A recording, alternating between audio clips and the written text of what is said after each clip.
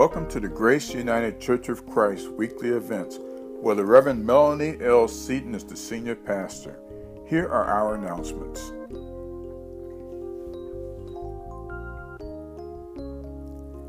This Thursday, our Bible study resumes.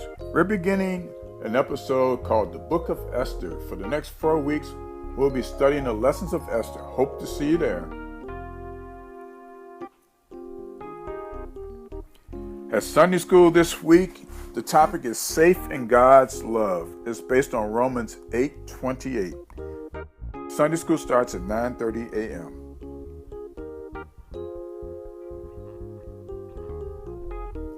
Join us at 11 o'clock for Sunday worship service. This week's topic is Lord, help me to hold out.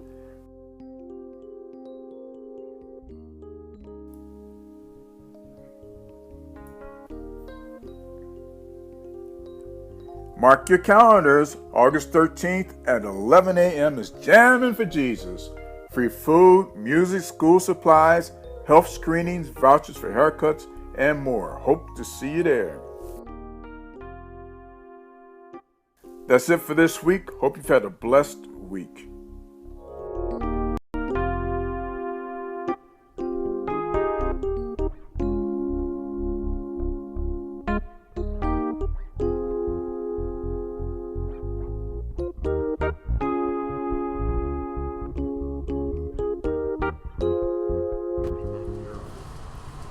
Well, bless God, and we thank God for all of you that have come tonight, and those of you that are watching us in the worldwide web.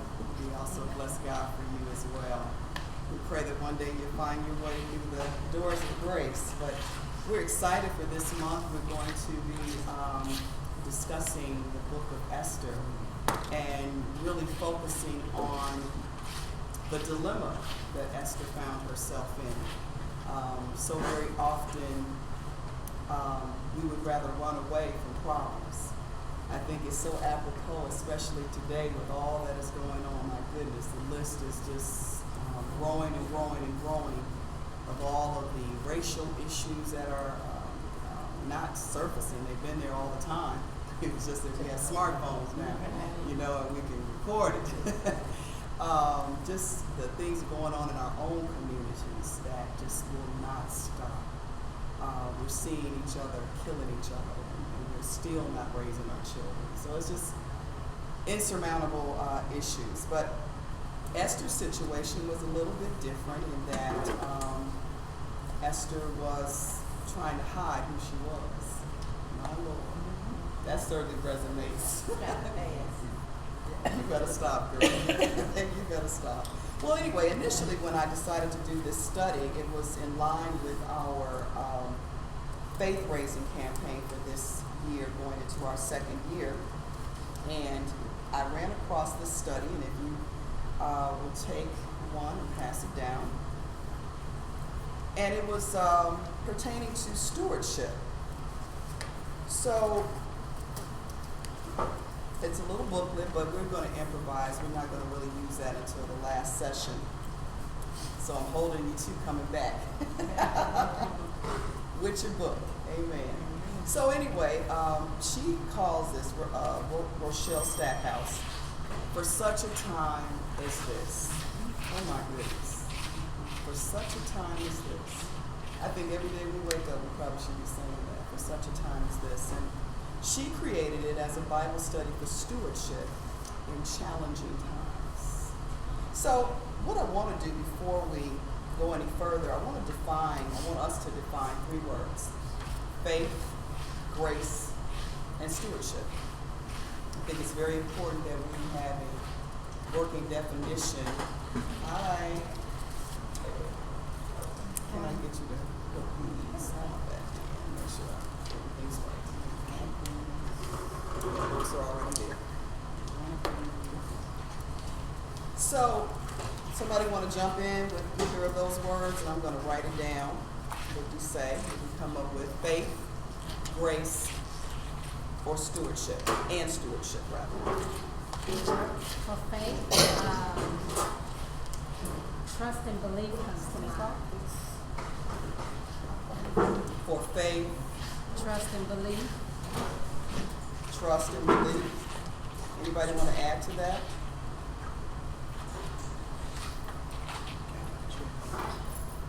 Trust and belief. Are we comfortable with that? Good. Faith. Hebrews 13. Hebrews 11. Sorry. Hebrews 11. Anybody else want to expound on faith?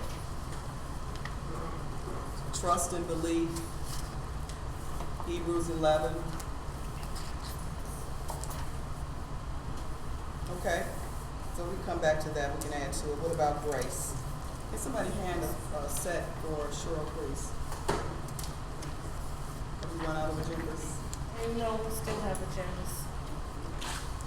What about grace as we're preparing? Grace for stewardship. Grace, unmerited favor, unearned favor. Unearned favor. Favor we didn't deserve, but we received anyway, not through any goodness of our own. Definitely receive it. We receive it, yes. What about stewardship? Well, we should have more, What do you mean? more of willingness to be a steward of the things God has given us, to not hide it under bushels and not bushels, just hide it in the ground and not try to make it multiply. I was thinking about being a custodian or a caretaker of something that you've been given. Being responsible. Amen.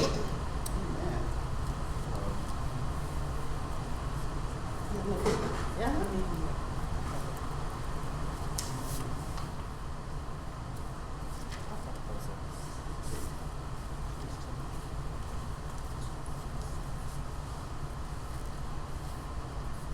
Make sure I've given you enough.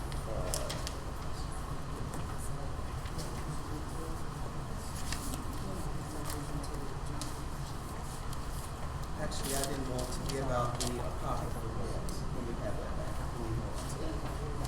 No, you can keep that. That's fine. Okay. So let's take a stop for a minute. You should have a booklet for such a time as this, because I need everybody to stop moving. We're not going to be able to do what we need to do. For such a time as this, an agenda for tonight.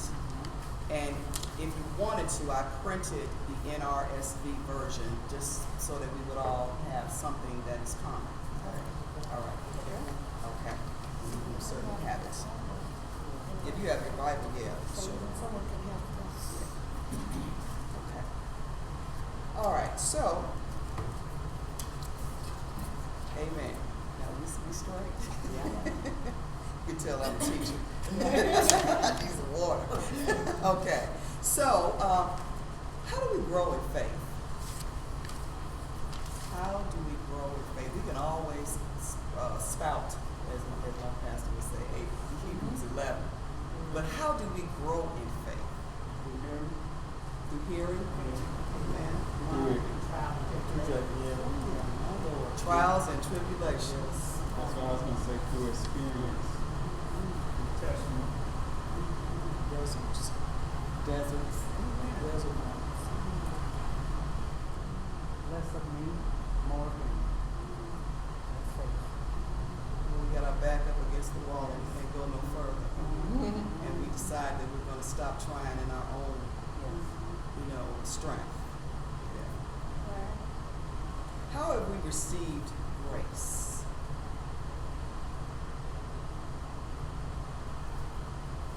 Through Jesus' death, burial, and resurrection. And him loving us as we were unlovely. Those times when you just couldn't imagine how the situation was going to work out because you know you was wrong. But yet God took that wrong and made it a right and glorified God through that. Grace is something that I think God gives us a moment of conception. When you're born, you're just there. And sometimes it depends on how you accept it. don't realize your grace until you have that faith. That's when you realize it. Until you come into the knowledge of God. That's It's right. exercising a privileged life. Charnel Yeah, that's right. Until I met the Lord face to face. That's right. And yeah, He was His grace. Nothing that I was. Sister, introduce yourself to everybody. My name is Deborah Lee. I live out here. I met her at the National Day. National Night Night out. Out. Yeah. And your husband? Gregory. Gregory. Jerry. Gregory. Jerry. Gregory. Amen. Amen. Okay. All right. How can we be mindful of the fact that we have received grace? There's nothing that we can do about it, that is unearned. How can we be mindful of that during challenging times? Sometimes we have to pause and take an assessment of what's going on, and when we look at it, there's no way we could have arrived at this place without some intervention of some kind. And that's grace. That pausing is important. Because typically when we're in a challenging time, we're so busy spinning our wheels and thinking that we got to figure this out and listening to other folks and all of that and doing this and doing that. But if we just be still for a minute, the Lord will begin to speak to us in ways that we're like, what? It was that easy? That's all I needed to do? I don't know, maybe I'm by myself, but I know that I have experienced that. Sometimes you can't even think. Right, exactly. Until you get still. Right. That's why the word says, be still and know that I am God. Yes, amen. So recently I was forced to be still. I was ill and I was forced to be still. And oh my goodness, I received so many revelations about things that were going on around me, and I started to see how those things were connected to one another. But in my busyness, I would have missed all that. So I had to be still. Sometimes that's necessary. If we don't do it on our own, the Lord will sit us there. Yes, He will. Yes. Sometimes I have to take in consideration the fact that throughout my life, difficult times have come, and you look back and you've always made it so everything always turns out to be okay. So it makes you wonder, why am I worried now? You know it's going to be okay. Yeah, someone said that we need to have a faith file. You know, and you can only go back in your faith file or go back in your remembrance if you still long enough. You know, the song said, when I look back over my life and I think things over, I can truly say that I've been blessed. So I don't know how many of you engage in journaling, but I have journals for more than 30 years, maybe about 35 years, and I have these journals stacked up in plastic bins in my garage, and I took some time to go back through some of them, and I'm thinking, oh my gosh, look how far I've come. So if you just write those things down, it's a testimony. Yes, And yes. He delivering back to your memory also. You know, you think you'll remember Oh, the Holy things I did, Spirit. and then all of a sudden that memory will come back, you know. Anybody else? So why is it necessary to encounter a full understanding of stewardship? And let me just tell you why I put that question there. Because normally when you say stewardship, people begin to run. Oh Lord, they're gonna ask me some money. You know, that's always what we equate stewardship with. And that's why I wanted us to define that word. And I thank y'all for not saying that. You know, that it's willingness to be a steward of the things that God has given us. It's being a custodian or a caretaker, being responsible. It's stewardship.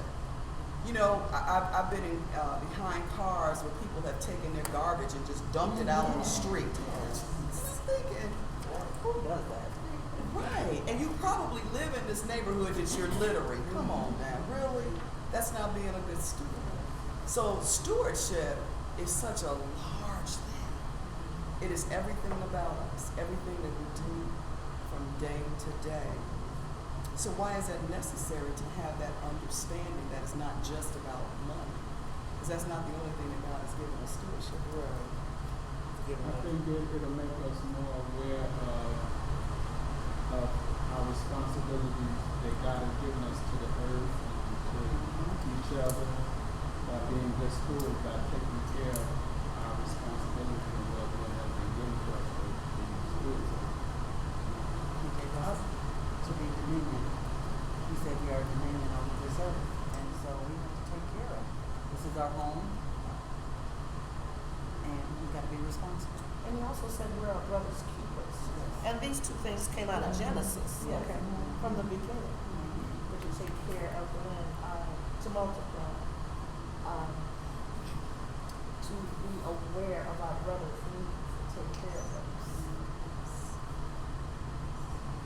I think particularly for such a time as this, how important our stewardship is on just so many different levels.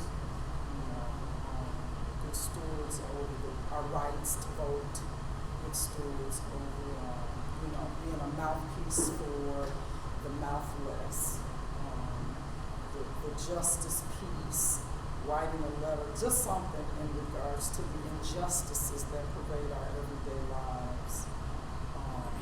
So that's another, for such a time as this, some things that we need to go through. Okay. It would be the same as going out and evangelizing. You see, a lot of people to the homeless side of physical. You'll walk there and, what I do is, if they want my eye, I'll let them catch my eye. And I'll stand up there. And, when they're asking for money, why are you standing this up there? What's happening to you? That's being stewardship over our word, going out there and being true over that. And so, that's what like you say. It's so our grandchildren. My granddaughter and great grandchild is standing up. I like to have told them to keep moving. But God's been good to me. Everything. I mean, if you really think about it, everything. Our temple that God has given us, being good stewards of that and doing the things that we need to do to stay healthy, to live the life that God planned for us. It's a myriad of things. So I think that it's good to have a full understanding of stewardship, because then when things get challenging, the first thing we want to do is not go to church. We turn our back on the Lord, like the Lord did this, instead of having faith and realizing we got grace. Oh my goodness. This too shall pass. If I just hold on, and just walk, sometimes I gotta take baby steps. Sometimes I'm gonna cry while I'm taking those steps. But I got grace upon grace. And ain't nothing I can do about it. You can't take it from me, So, Reverend Lori, would you please pray for us? Oh, gracious God, we just thank you for this day. We thank you for drawing us together tonight, oh God, to study your word. There is power in your word and answers to all kinds of questions that we had thousands of years ago that still come up today, oh God. We ask that you direct our attention, oh God. Lead our minds and our bodies and our spirits, oh God, as we delve into your holy word. In the name of Jesus. Amen. Amen. So, since the focus of our study for this month is going to actually be chapters 3 through 8, it's necessary for us to review the first two chapters. We kind of need to know why there is a Esther, why there is a Book of Esther. So, if you would look in your For Such a Time as This, there is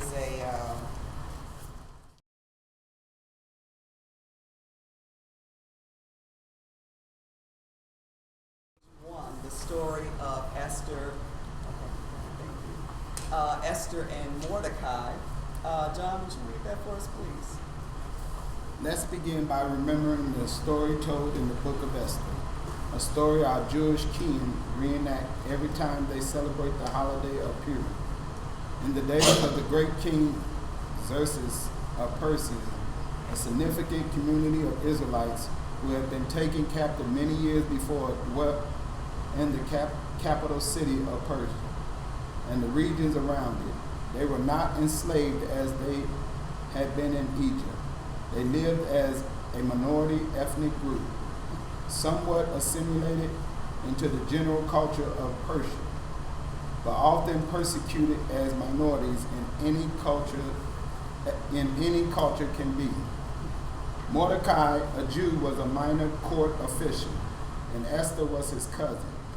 King Xerxes' wife had displeased him, so he decided to hold a sort of beauty contest to choose a new wife. Esther was taken to be part of the contest, and Mordecai urged her to be silent about her Jewish heritage, for fear this would disqualify her. To make a long story short, Esther won the king's heart, and he made her his new queen.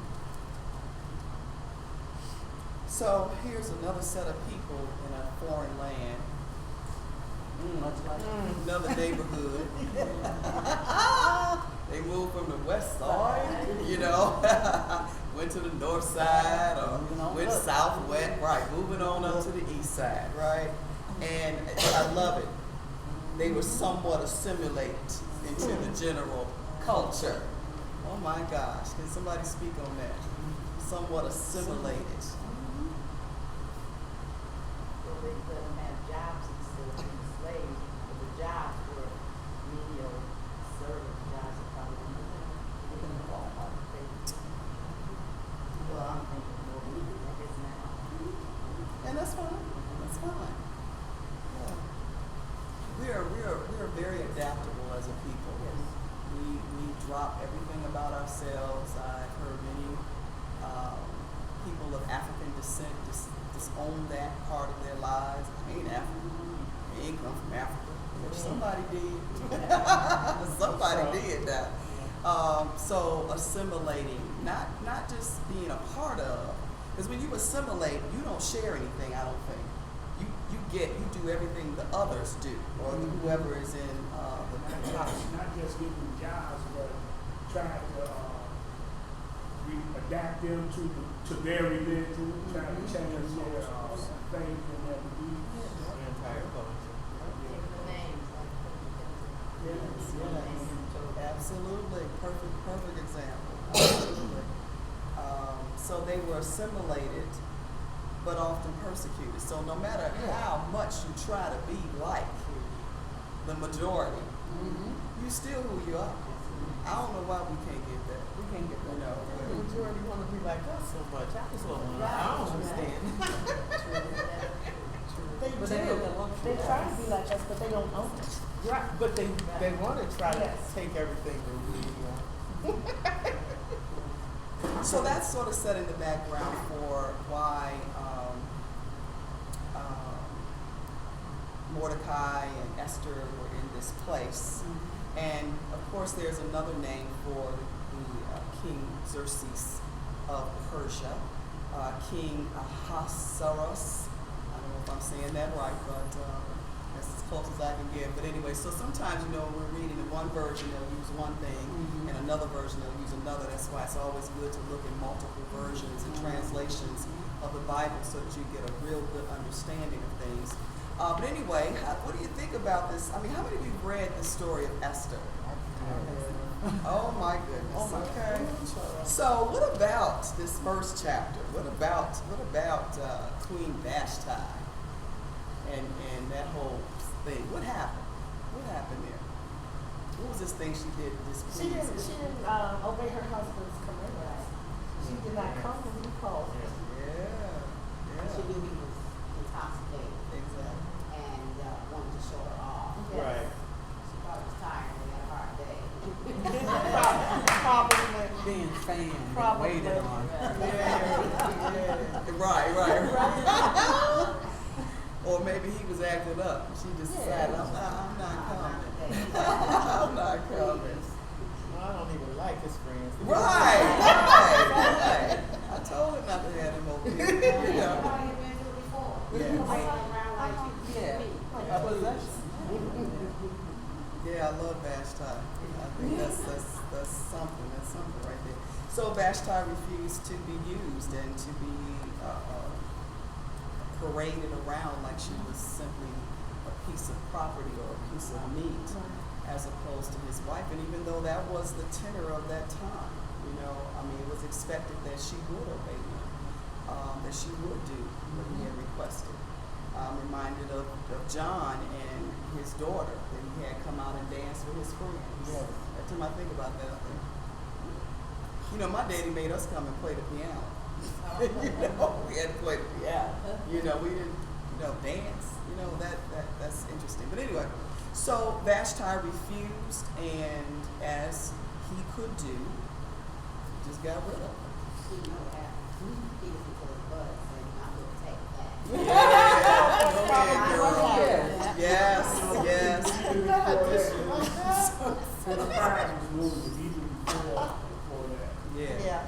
And then she'll probably go back to the harem, and then they get the idea when he calls, I'm not going. You drunk, I don't want to bother with you. So he's got a revolution on his hands. Right. Couldn't let him get away with that. Right. That is so good. Thank you. I love it. You know, during that time, that was the highest disrespect that she could, you know, offer to the king. Regardless of what the purpose of behind his thoughts or anything like that, this is the king. Right. And it says that he wanted to get rid of her. You know, kings kill people for less. Right. So it does not say whether he had her beheaded or what. Then he got killed for less. Yeah, absolutely. Do we have any examples of that kind of thing going on today? Not necessarily husbands and wives, but anything similar to that? Politics.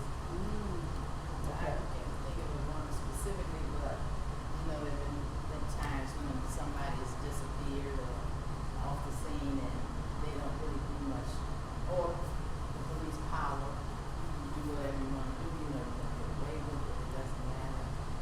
We have domestic issues on a daily basis where somebody's feelings is hurt, and you know, when people say, "Well, I'd rather for you to be dead than allow this to happen." That control that we want to exercise over people rather than treating them as equal, you know, and respecting churches that still push that whole thing of men being over women. You know, if you want your husband to be over you, that's fine. And that's your choice. But you should not be made to feel, I don't think, that's just a very personal opinion. Right, that you are somebody's property for them to not value who you are or your opinion or anything like that. And we have that happening now with, as you say, domestic situations. And what it happens with people that's not in the word, because the Bible gives us clear instructions how we should conduct ourselves. And in a relationship, I mean, in public, you defer to your husband, but when we get home, we're going to talk about this. We're going to talk about that, and we're going to come out on one accord, but we still got to discuss it. So there is no property and no ownership. It's a relationship. It's a one-to-one relationship. Now, when we get in public, you speak for the family, and I agree to what you said. But don't front me off. I'm not dancing for the company. Go get me a beer. Oh, no. No. But you know, in relationships, there is this thing where why should we go out together when we're not like that? You know, go out, put on the front, and we're not like that at home. But you should really, it should be reversed, like you just said. You know. If you do well, you're going to want to do You're well. going to want to do those Anyway, things. it should come natural. Exactly. It should come That's what I'm natural. talking about. Treating each other well. That's right. Because if you pay close attention, you're ready to tell. You know, Yeah. we'll slip up. Listen, I told my girlfriend that, listen, be quiet, shut up. Yeah. Listen, you watch the eyes. If he says something that she disagrees with, you know, Wait, can you see that bump underneath the table? kick. And then the other thing is relationships. I've been having this discussion quite a bit. Relationships are not necessarily 50-50 on every issue or everything that comes up in a relationship. And I think sometimes one or the other might feel that they're supposed to do a certain thing, and there's some expectations that people cannot meet all the time. and it causes unnecessary confusion. I think that we need to spend more time getting to know one another so I can know what your strengths are. You know, I can know that you don't particularly do well in pressure situations, but I'm good with that, you know? And so it's okay that I'm a woman. I can handle it. Mm-hmm. So let me handle it and you do what you're good at, you know? I think that that's missing from many marriages, that people don't talk about those things. They make people, force people to act or be in a certain role that maybe they cannot handle. I think that you gave a prime example of what the Lord was expecting when he said, "For this cause shall a man leave his father and mother, and cleave to his wife, and the two shall become one." Meaning that they build each other up. Where I'm strong and you weak at, I got your back. Where you strong and I'm weak at, you got my back. And I think that's what his intentions were when he said that. When you falter, I got And you. then men got involved and decided that we're Right. going to lord over this and lord over that, you know, because I don't think what the Lord intended. No. Doesn't it say that man should be the head of the household, or some words, he should do all of this, but he should love his wife. So if you love her, you're not gonna, As Christ loves the church. you're not gonna the church. do all of that But stuff. see- Even though maybe it is something you decided, okay, I'll do this and you'll do that, but because you love me, you're not gonna ask me to pull a cart instead of getting a horse. I was just going to point out that that was Paul's interpretation of how relationships should work. And Paul chose to remain single. So I'm just putting that out there. Maybe he has too many relationships. We don't know, but I was reading somewhere today, and Paul said, "I was the biggest sinner of all sinners." And like you said, for instance, I work with contractors with the federal government. So when we go get a car, I negotiate the contract. And I remember one time we were talking about, and the man looked over at Greg and was like, "Well, how long y'all been married?" I said, 18 years. And back then, it's 24 now. You want to know what Hey, well, I was negotiating the contract because that's what I did for a living. Exactly. You know, I read that thing. And so Greg said, she got that. Kings don't consider nothing that we're talking about. Right. Kings own everything. They consider themselves as gods. Right. So, even this new harem, you know, these ladies, this was a step up for them. You know, this was my way to the palace. If you live in the mud hut, you can be in the mud hut or you can be in the palace. And that's what these ladies, they were ready to be proper. so they co-signed essentially on what was going to happen to them. Sometimes we do put ourselves in those situations. Sometimes that's what I think that was Fruit Sunday. Yeah. You know, sometimes we put ourselves in At situations. 40, you might not want to be property, but at 20, you might want to be somebody's property. Amen. And then as you get older, you realize that you can't do everything by yourself, that you might need a little help. And so you learn how to work with others to get the job done a little bit more efficient. I think a prime example, and we'll see it as we get closer and closer to November with Hillary and Donald Trump, we're seeing a difference. A lot of people, even though, Hillary is probably the best choice, there's a lot of people that don't want to be president. Exactly. Just A lot of people are kicking against that prick. But, She got a ton more sense. yes, she does. But everybody's if got we don't something. get out and vote, Exactly. we're going to see the other side of that coin. But it's the proverbial glass ceiling. It's everywhere. They want you to only go so far, and then that's when you become a woman again. Yeah. All right, you're good till you get to this level, then it's not. Exactly. But you know what, I also think that, see, it's so much sin in the world, and it's being condoned, but God can't, not punish us for the sin. Donald Trump could be our punishment. Really, come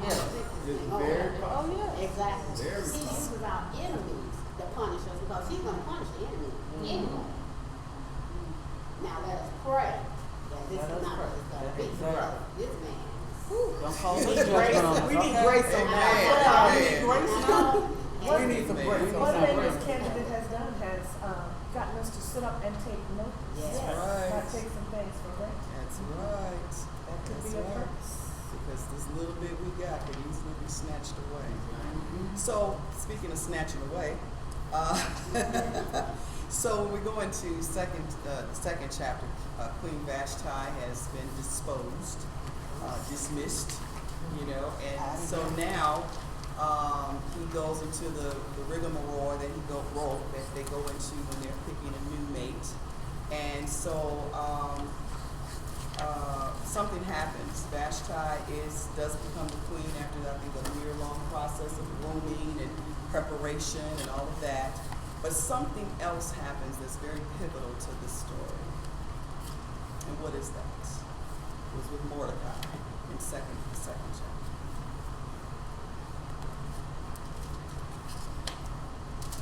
Jim's getting excited. Jim got operated equipment.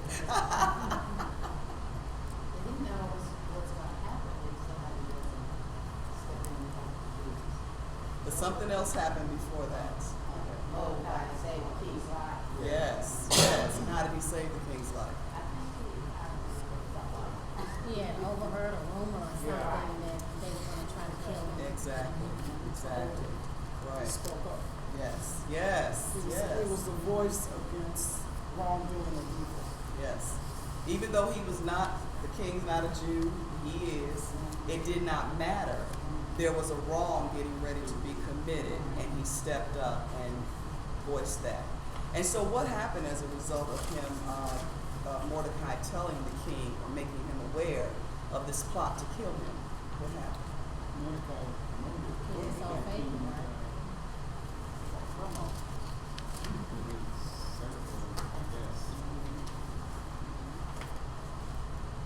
Well, something else happened.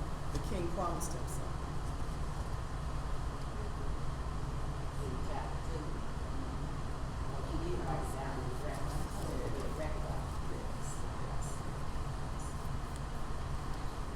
So if you look at verse 19, when the virgins were being gathered together, Mordecai was sitting at the king's gate.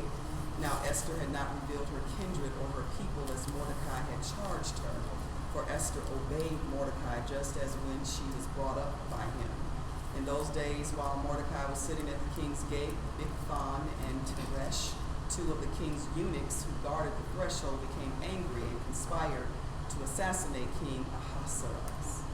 But the matter came to the knowledge of Mordecai, and he told it to Queen Esther, and Esther told the king in the name of Mordecai.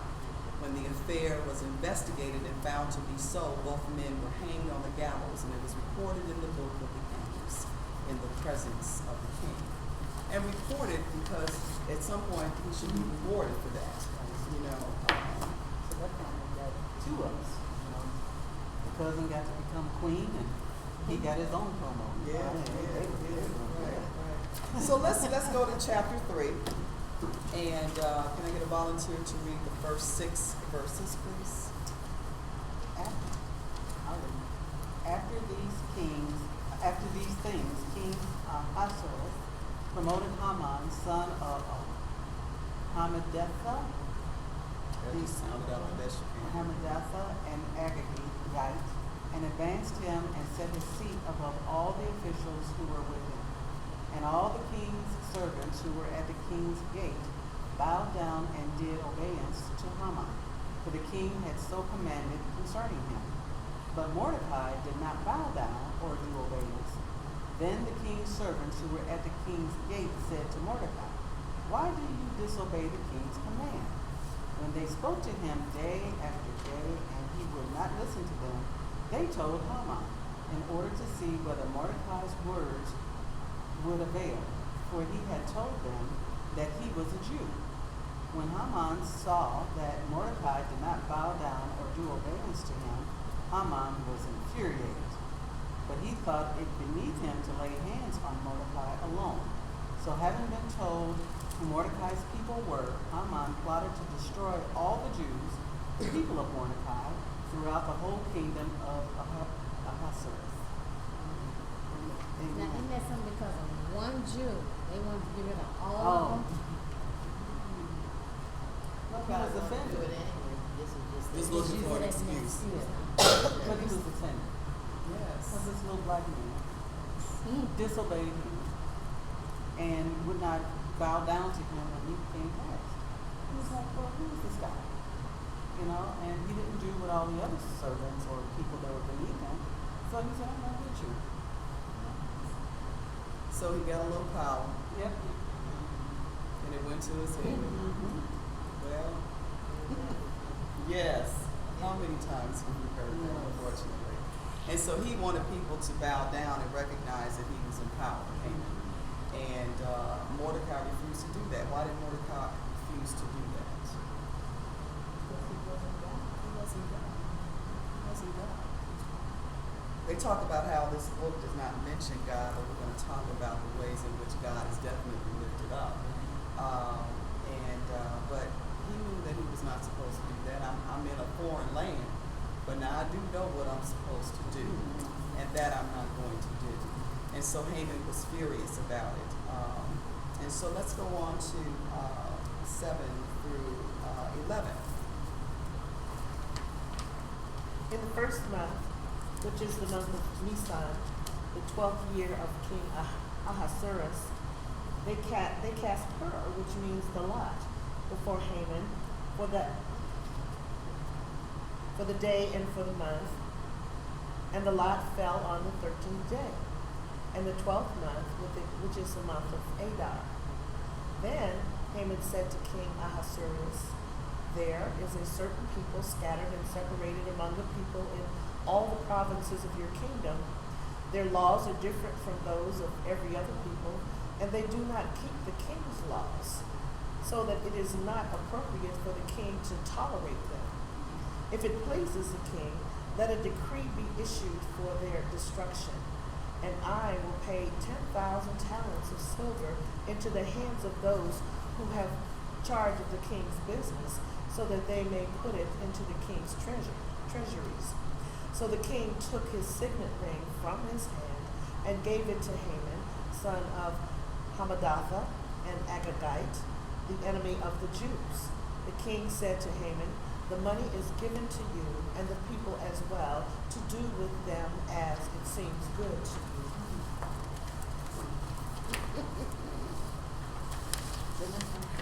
Here's some people that are not doing what we want you to do. So, we're going to put drugs in your community. We're going to pit you against one another. We're going to give one a little bit of power and not give the other any power. We're going to keep you subjected to low-paying jobs. We're not going to value the education in your schools. We're not going to provide the things that are necessary for you to desire anything. I was just talking to someone earlier about the fact that I've been so appalled at all of the backlash about Common Core standards. Yes, Common Core standards are hard. They are difficult, but they need to be. What we've been teaching our children has not worked, especially African children. And the main thing with Common Core that upsets people so much is that it teaches you how to think. That's it. That's it. And what I said to my staff is, let's see the big picture. Let's look beyond the extra work you will have to do in planning, and the creativity that you will have to put behind what you're doing. But let's think about this thing.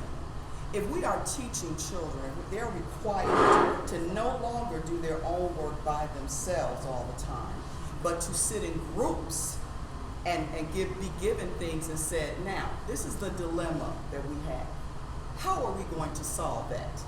And then help them facilitate this experience for them and teach them how to work with one another. And when they get into a disagreement, teach them how to disagree and be, instead of being disagreeable. Can you imagine that eventually they're going to take this into the community? And instead of shooting each other, They are going to talk to one another. They're going to be okay that you don't agree with me, Geraldine. You know, it's okay. It's all right. You know, that's all I wanted them to get. That while you all are balking about the extra work that is involved in this, these children that look like you have an opportunity, and we have an opportunity to revolutionize our communities. Not only an opportunity, but an obligation. Yes. But the opportunity to just be on the cusp of this revolution in education is so exciting to me. And again, I'll never think in the box. I'm always outside that box. I immediately said, oh my God, they're going to stop killing each other. But guess who also is vehemently opposed to it? It's not just us. It's the people that don't look like us, because they figured that out already. Uh-oh. We're going to teach them how to think? Wait a minute. They Then I think can too much already. No, not us. Go ahead, Beck. I had a class once where the instructor told everyone, people tend to say, when someone comes up with an idea, people go, yes, but, and they go against it. And we had to get into a group, and you had to go, yes, and you would expound on whatever the idea was. And in my group, this girl came up with something I thought, that is the dumbest thing I've ever heard of. But we went around, yes, and, and by the end, it, came out to be something great, a good experience.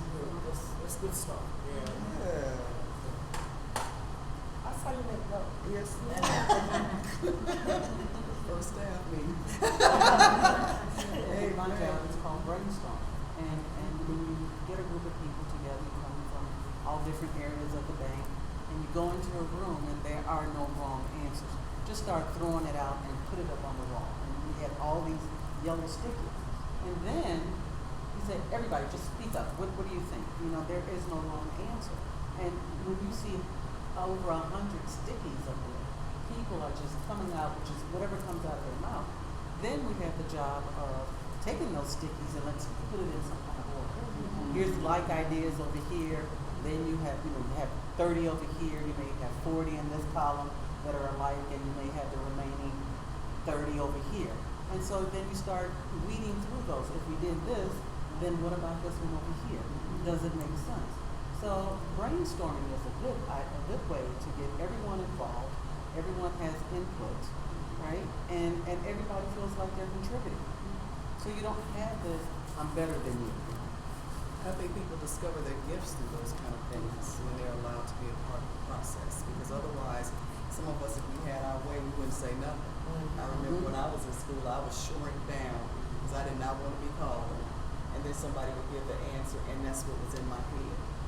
But I was never really encouraged. Well, in Common Core standards, everybody plays a role.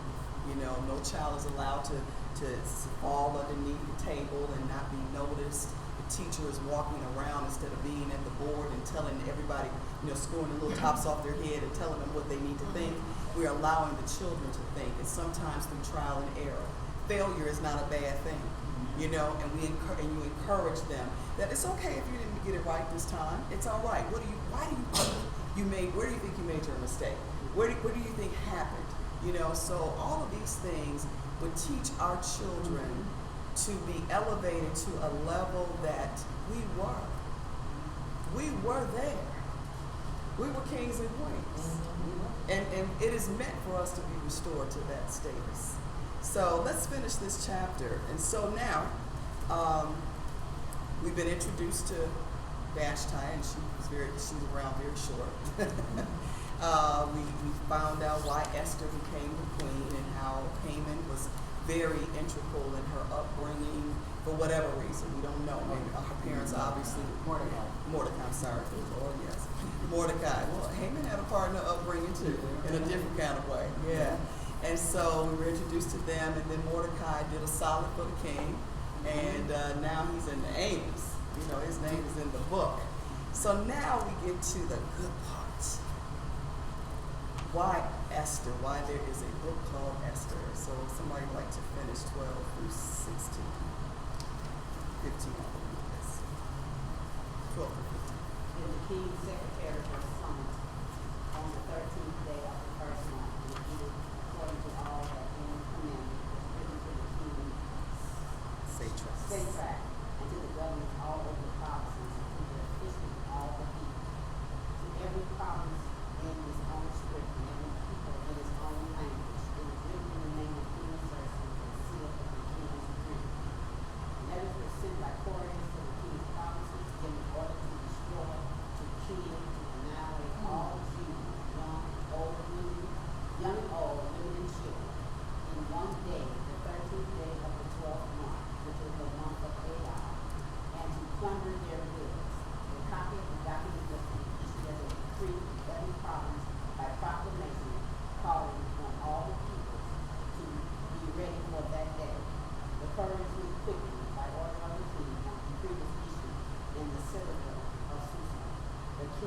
came and sat down to drink, but the city of Seaton was caused into confusion.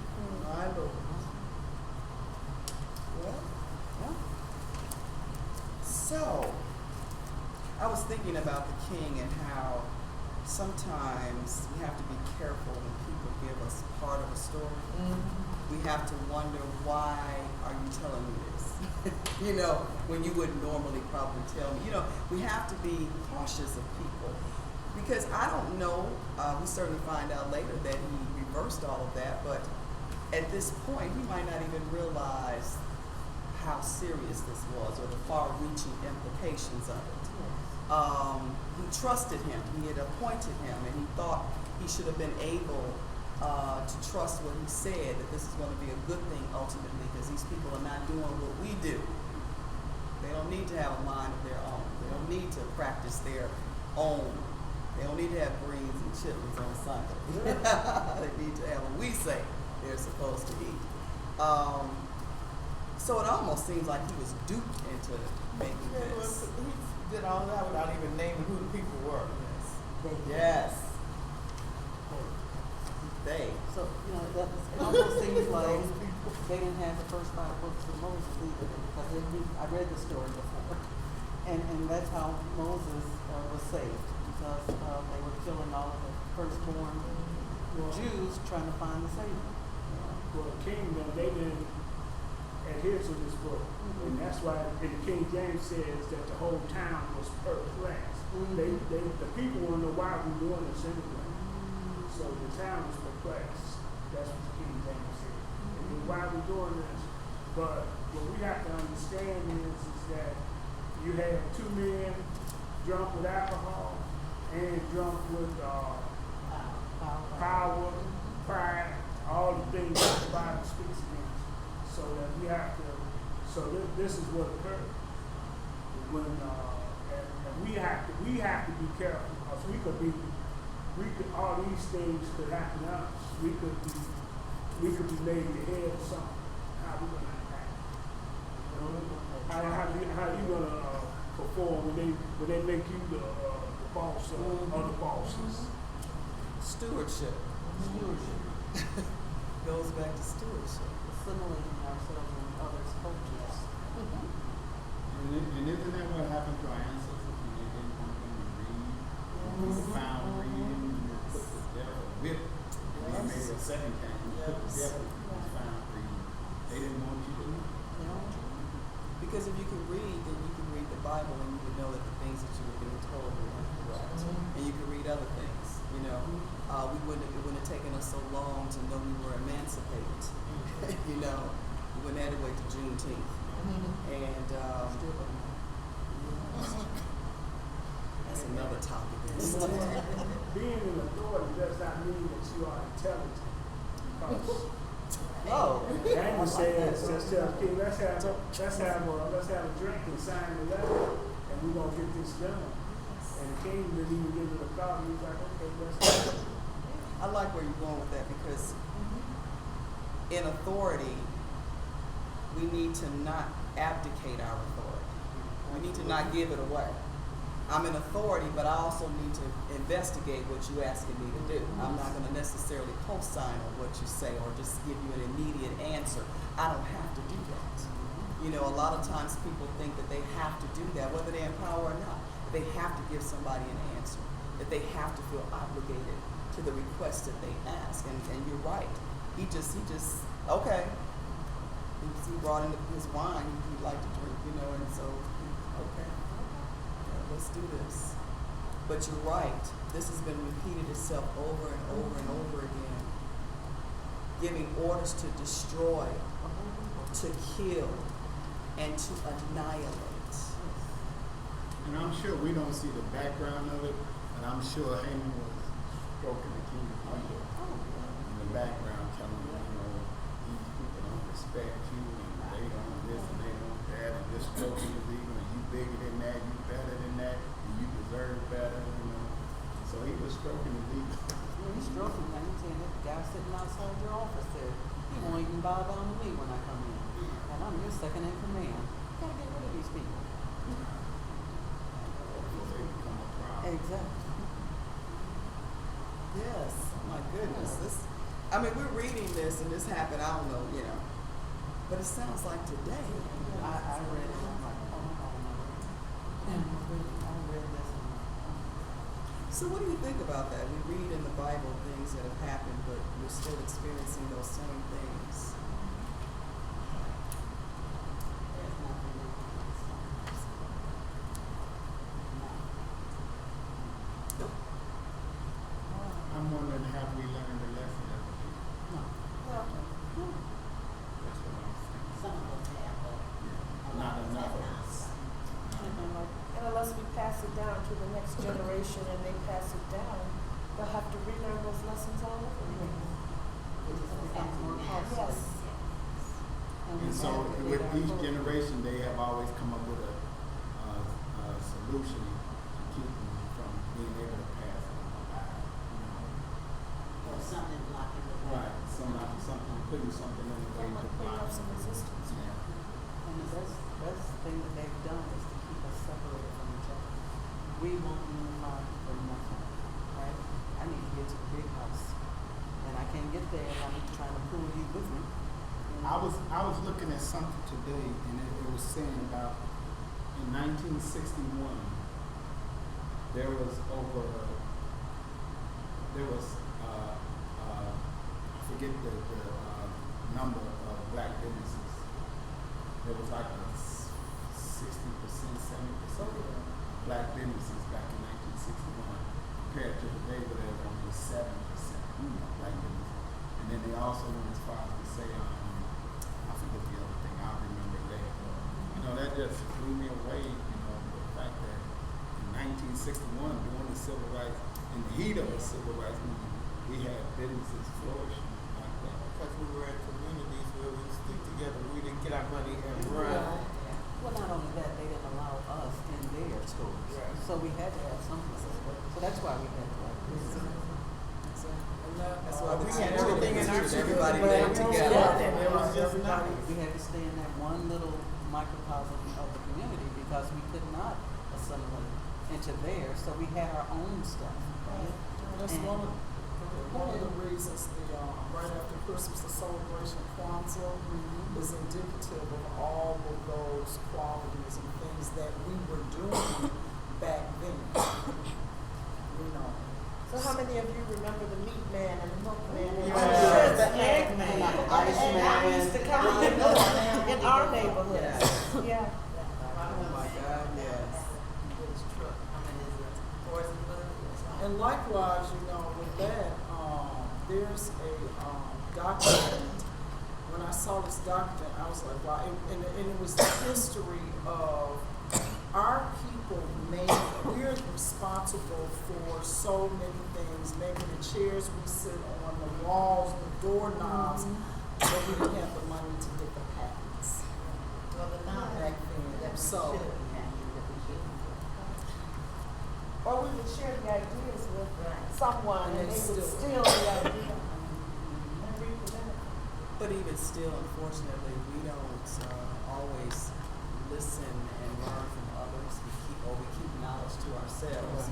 And so businesses will open in our community and they will close shortly thereafter because people think that just because I can get the money to open the doors, and they don't take a class or, study something so they can understand how to keep a business, a business plan and, and all that, and saving up enough money so that, you can get through those lean times that are going to happen when you start a business. And so that's why many times I'll mention when we're having altar call that we should touch and agree with our neighbor because we don't do that.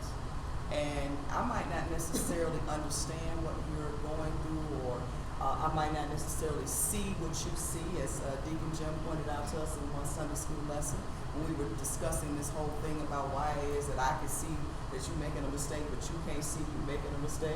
But that when I've learned, when my faith has increased, I'm looking through different lenses. I'm no longer looking through bifocals. I got 20/20 vision now, right? And you still got some bifocals. And so I can't expect you to understand where I am. But that's okay, because we all trying to get to a better place. So let us touch and agree you know, that we're all going to get to a better place and not be hating on one another, you know, and all of this other frivolous stuff that has continued to divide our Lack community. of trust in each other. Yes. So next week, if you would please read Esther 4 and 5. Esther 4 and 5. You want to start from the beginning just to make sure you're on track.